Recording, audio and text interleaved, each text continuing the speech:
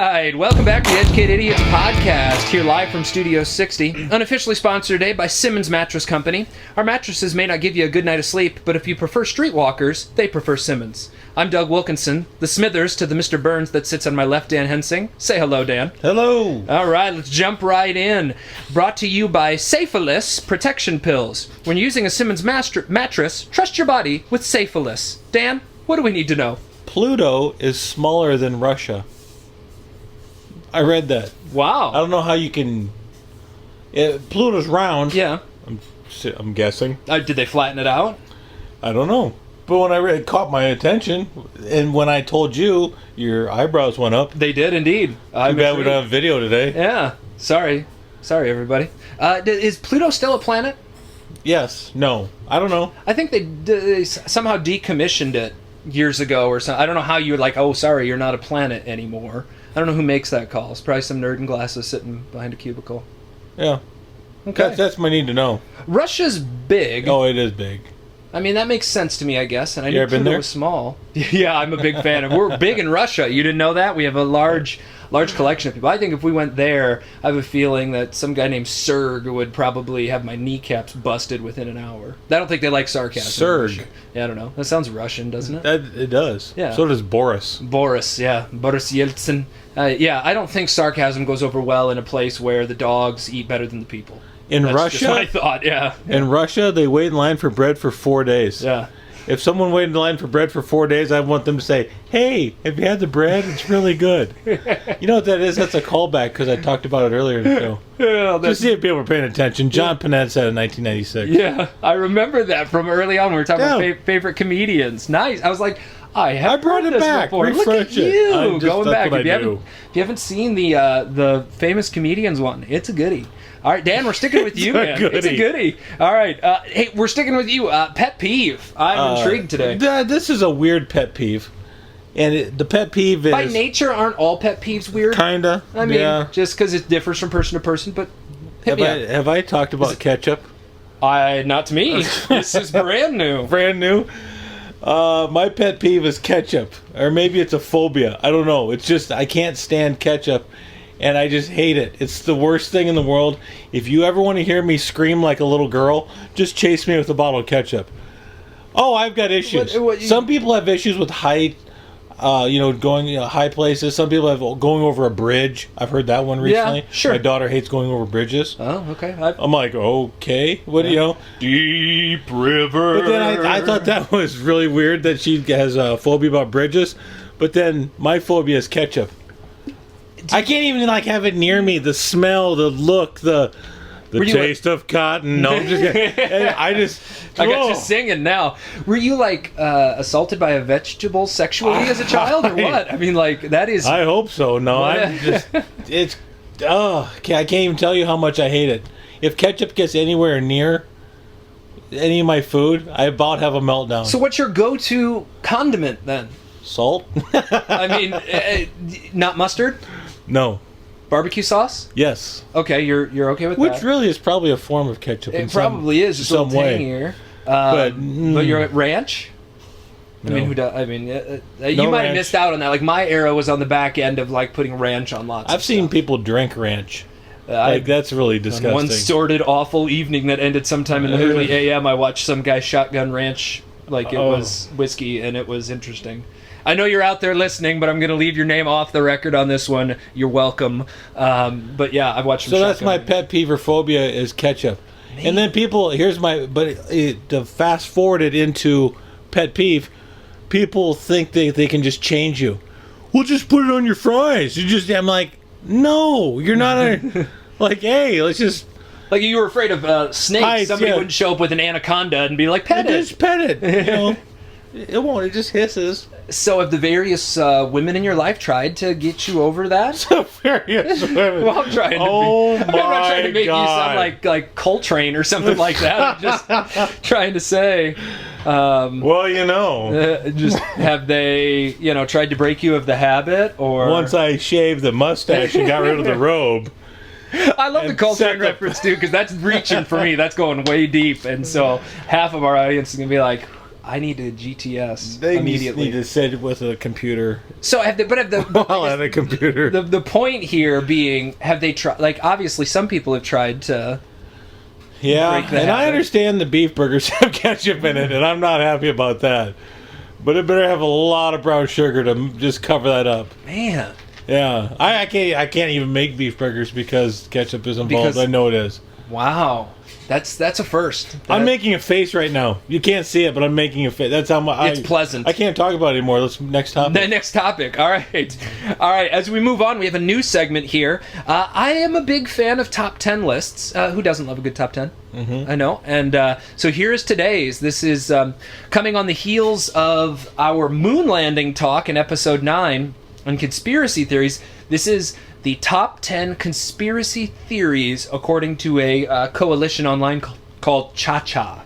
It's just actually a website, but they had a top 10 list of conspiracy theories. So I want to hit them. Okay. I want to hear your thoughts on them. Yep. The moon landing's on there. Little spoiler. It's on there somewhere. We'll see where. But counting down from 10 to 1, with obviously 1 being the greatest of conspiracies, 10 being, out there. So number 10, Area 51. Totally believe in it. Yeah. Aliens and time travel and... Oh, 100%. Yeah. I mean, if you look at the technology that we had prior to Area 51 and all that going down, and then look at the technology we have now, you can't tell me we didn't take apart some spaceship and hyperspeed our technology. Come on. Independence Day was too good, too. Will Smith's not that good of an actor. Independence Day was up And if there. Area 51 is not that big a deal, then why are we guarding it, and why are we doing this, and why are we... I mean... That's a good point. Yeah. You're shot on spot if you cross into Area 51. Well, I guess Well, there's signs like, hey, no, really, don't go any farther. Guess I'll cancel Cut your that one losses. on the vacation. Yeah, Daniel Tosh. Yeah. Oh. No, really, stop where you are right now. All right, here's a new one to me. I didn't know this. I learned some things. I was hit with nuggets of knowledge here. Number 9, the creation of HIV and AIDS. The conspiracy is that it was created by the CIA to wipe out African Americans and homosexuals, and it accused the government of infecting gay men and African Americans with the virus during hepatitis experiments in the 70s. I've never even heard of that. Neither had I. So I have no conspiracy on that. That's interesting. I was just like... I would say no, they wouldn't, because I don't know. You'd like to believe in your government? Yeah. That's a heck of a one. At the same time, all of these have enough plausibility that you can see where like even though I'd never heard of this one, I was like, wow, I can see where they're coming from. You want to know my actual take on this? Yeah, I certainly. This is bad. No, This is Dan, bad. lie to me. I know, Yeah. but this is bad. I honestly think that we we get this disease and this disease and this disease. Seems like each disease gets a little bit stronger and stronger, and I almost think it's a way of... I'm not using the word God here, okay? I was gonna I'm say. not going... But, it's almost like we're somehow trying to control the population. That sounds horrible, but we're overpopulated. We are. And Indeed. then we're all of a sudden we're using technology. People are living longer. Mm-hmm. The population has doubled since 1970. That's another old fact we're drawing Callback, up. you're welcome. We should title this the Callback Show. You got it going. I don't know. That's all I got. Okay. But Yeah. I just think that's some way of trying to control the population. That sounds horrible, but I don't think our government was involved there. Yeah. So I'm not with them on that one. Yeah. What's number 8? Obviously, okay. Number 8, alien reptiles. Stay with me on this one because this was new to me too. The claim is originally created by a guy named David, I don't know if it's Icke or Icke. He's a former BBC sports reporter, so he's British. You're welcome. Hello, Governor. Shape-shifting alien reptiles rule the human race. That's the conspiracy. So this dude, this David Icke, claims this, and that Bill and Hillary Clinton, George W. Bush, members of the British royal family, including Prince Charles and Queen Elizabeth, are all members of this community. I don't even... The awe, the shock on your face is just great right now. That they're reptiles? That they are shape-shifting reptiles, that they are not real born and bred. I'm sorry. That's the dumbest thing I've ever heard. No reptile can play saxophone like Bill Clinton. If we had There. any... I said it. It's there you go. If we had any budget, we'd call that nut job up and talk to him. And get him on the Idiots Educated I would ruin him. hotline. Yeah, that was a new one to me, but it so came with the name I of would people. use sarcasm because they're a reptile, right? And I like how it's George W. Bush, but not the other senior. one. Yeah, no, it was like I'm glad that you could distinguish between the two of them because I know when I look at a picture who's who. But That's when one dumb reptile. Then I'm kidding. Republicans, stay with it. All right, number 7. The moon landing, covered in episode 9 eloquently by Dan and his take on the matter. So I forgot one thing that I was thinking about. Hit us with it now. Oh. So you're telling me we went 250,000 miles, and we could hear one small step for man, one giant. You know what I mean? You heard the audio. 40 years later, I'm driving to Cedar Rapids, and I drop a call. I'm on the ground, people. But that day, 250,000 miles away, we heard it clear as a bell. No drop calls. Oh, now I don't. That's great. Someone could be like, "Well, duh, it's a transmitter." I mean, well, I don't care. I'm just trying to be funny at this point. Yeah, at some point, you need to hit us up with your conspiracies at the Idiots Educated inbox because I know that there's going to be some that maybe don't make the list or ones you want to hear more about. So number 6, I think we've got to throw a dedication in there on number 6. Number 6 goes out to all of our social studies department because I know they've got some serious takes on this matter. One in particular, Mr. Schmidt, has a great, interesting take on this matter. Apparently, I'm not even supposed to bring it up around him, so I'm glad I'm bringing it up on a platform here. Number 6 is the JFK assassination. Was there? They said on the website, was there a second gunman? Obviously, that is one thing that people can't agree on. And then the CIA or the KGB were a part of it, or another piece to the conspiracy, it was an organized hit by Castro or Vice President Lyndon Johnson. Any of those factions, so there's obviously layers to that. I don't know as much as the social studies department, and they're going to like me saying that. Yeah. I haven't investigated as much as I have the moon landing. I will say this. Something went wrong that day from the standpoint of, I shouldn't say wrong. Something was planned that day. That was obviously planned. And in my opinion, from what the information I've been given, I think it's the CIA. Okay. So, and I have some reasons why. We probably won't even touch on them. But if you think about it, here's what I think is kind of odd. We're not going to open up the transcripts of what happened until 2029 when everyone's dead or something. That was their whole reasoning. And there's several other reasons why. But I thought to myself, that's weird.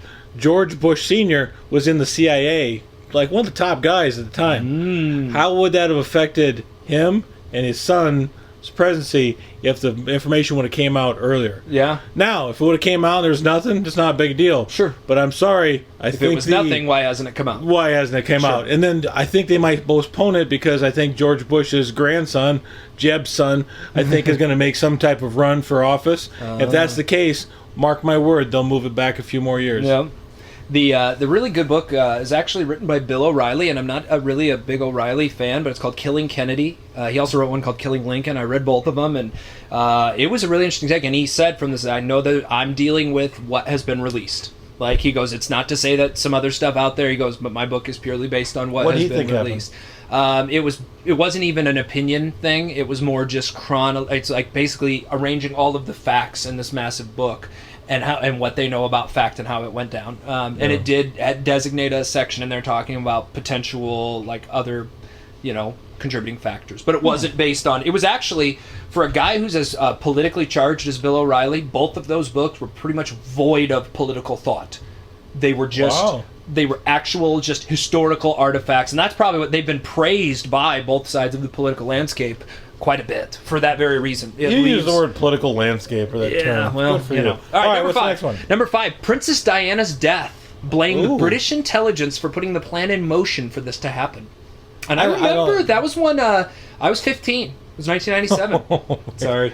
Yeah. It dates me a little. But I remember when it happened. And I remember, as a drunk driver, was it being tailed by the paparazzi? And then, I mean... See, there's some things, believe it or not, as a conspiracy theorist, I just take as it was an accident. And I just think that was an accident because I don't think you could...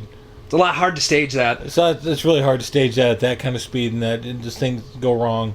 And I don't know. I think that was just a bad accident. Yeah. I could see that one. Man, how did she end up with that oaf with the big ears? I know. I mean, that was good for him. Rich. Talk about marrying up. Yeah. I mean, wonderful job. All right, number 4. That September 11th was an inside job. The U.S. was warned, but did nothing. There were explosions that occurred actually before the impact zones and the attacks. We don't have enough time. That's a whole other show. That probably, maybe we'll table because that you know one. That's what? number 4. I've got some serious. You've got stuff. Okay, we'll revisit. So there's one. You can obviously hit us up with your thoughts as well. Number 3, never heard this one before. The real Paul McCartney is dead. Died in a car crash in 1966 after a fight with the other members of the Beatles. They hired a replacement look-alike named Billy Shears. He had major plastic surgery to look more like McCartney. They claimed hidden lyrics in songs, and the album cover for Abbey Road as a funeral procession with Lennon as the priest, Ringo the undertaker, Harrison as the gravedigger, and because McCartney's not the only one not wearing shoes. I've never. It would make sense from the standpoint of like a year ago he sang and he's awful. But other than that, I got nothing. That's probably got nothing to do with a guy in his 70s still like touring around the world. I've never heard that before. That is brand new to me. So if you have more, know that. Any of these, if you've got thoughts on them, hit us up. You know how to find us at this stage of the game. Let us know your thought. All right, 2 more.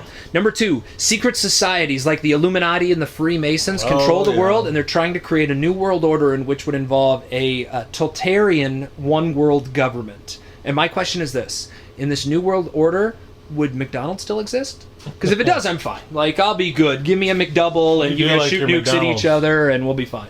But, like, yeah, as long as McDonald's is there, I'm good. Give me my McDouble. Give me my McGlock, and I'll be good to go. I actually read, what was it, Angels and Demons? Yeah. I got 2/3 of the way through it. Good for you. I gave up. That's the ADD talking. But I read a lot about the Illuminati, and I just can't imagine that many people all on the same page of this secret society and not one person leaking. Yeah. Over the years. That's many years and many people. Did you ever watch National Treasure when Nicolas Cage before he became even terrible? I would light Nicolas Cage on fire. I'm sorry. I would too, but that's really inhuman, but I hate the guy. National Treasure has the Freemasons in it. I had a couple of students that are big on the Illuminati. Did I just say light somebody on fire? I apologize. Maybe you just throw shit at him or something? Yeah. Can we say that on the... Well, we'll have to probably bleep that part out. But sorry. You know. So, yeah. I'm going rogue all of a sudden. Yeah, all of a sudden we've gotten off topic here. You got me worked up. Let's get back to the McGlock. Okay, number 1, the zombie apocalypse. Oh, Jesus. They predict an outbreak is coming, and it will crumble our society. And while they claim that this can't happen, they being the Center for Disease Control, on their website, while they claim it can't happen, they have a section in there called Zombie Preparedness. Even though they claim that it can't happen, there's nothing out there. I don't know. Maybe somebody's watched it. Here's the deal. I think it's the dumbest thing of all of them. How's that number 1? It was the number 1 thing. Maybe it's because we're on a big zombie crit, Walking Dead. Okay, and all that right we kind of ran the vampire thing into the ground. Let's go with zombies. Yeah. Bigfoot, you're on deck. Get ready. You're next. So there you go. So that's number 1 is the zombie apocalypse. I don't know. I'd like to think I'd be okay in a zombie apocalypse. I fear for my 2-year-old daughter. She probably wouldn't last long. She can't stay quiet very long. So I fear for her on that front. But I think I could outrun them. Yeah, we got that going. All right, well, hey, at this point, we want to hear your take on our list. Appreciate you listening. Get a hold of us on social media or at the Educated Idiots podcast inbox at idiotseducated@gmail.com. I'm Doug. That's Dan. Educated Idiots Podcast. Bye-bye.